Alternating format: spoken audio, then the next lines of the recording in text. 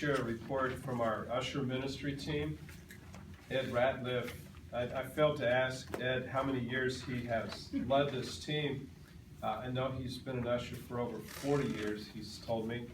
But as a leader, Ed is here early before Bible study hour, and he carefully goes through the sanctuary, making sure each pew rack is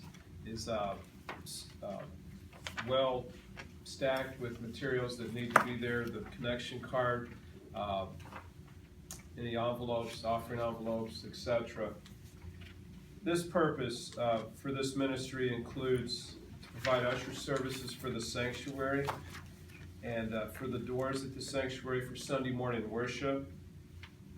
Other events, sometimes as they are called upon, such as a funeral, sometimes other types of worship beyond Sunday morning, this team has provided care for us at the doors. As I mentioned, they prepare the pews to be tidy, and they distribute bulletins and welcoming each participant to our time of worship on Sunday morning. Other miscellaneous responsibilities include connecting guests with our church staff or the Welcome Center volunteers, collecting benevolence offerings after worship when we have communion, and cleaning and maintaining hearing device inventory. And some of you may not even know that occurs. You will know if you have hearing disabilities, and there are people that use those each week.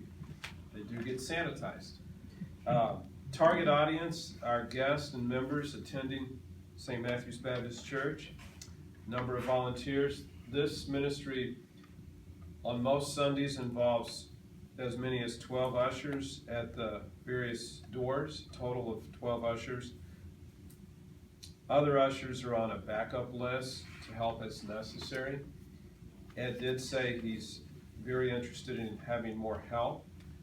We're currently finding younger generations to help us around the perimeter of the sanctuary doors, which would be the exterior doors to our foyer and Welcome Center as well.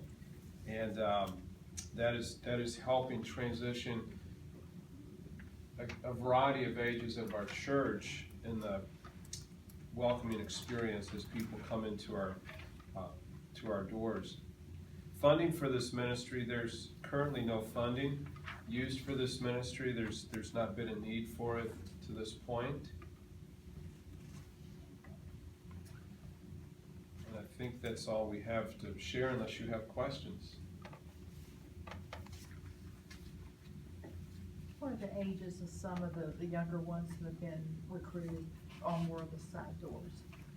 How old was the gentleman that helped us at the door Sunday? 8th grade. 8th grade. So we've had at times families help us, and where they may have children younger than youth age help us as their parents welcome. Brian Black is one of those. His son periodically helps him as well. But that would probably be our youngest that's helped us that I can recall. Good question. Dennis? Terry, I'm a part of this group that I'm about to ask about, so let's not Yes. reveal my ignorance. But are the ushers a part of the first impression team, or the first impression team a part of the ushers group? I think that's an excellent question that perhaps I can't, to answer the question officially, no, but I would like for it to be. Maybe sometime we could help it to be that way. Okay? Would that also include the Welcome Center under Yes. the same umbrella? The first impression team is the Welcome Center volunteers and the folks at the doors of the exterior doors of our sanctuary and other entrances.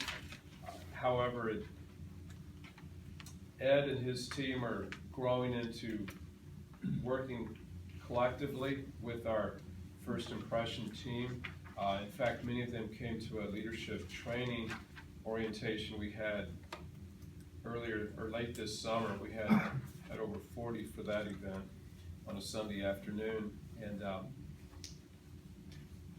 the people at our sanctuary doors, every one of them are retired except for Brian Mize, to tell Brian I said he's retired. But we would like to grow into, not only, I want to be very clear, and I hope you join me in this, we appreciate our senior adults for their commitment of service, and they want to serve as long as they can. And at the same time, as we find additional help, we want to bring intergenerational opportunities that they can train our younger adults and help show the diversity of our church age-wise and also ethnically. Any other questions?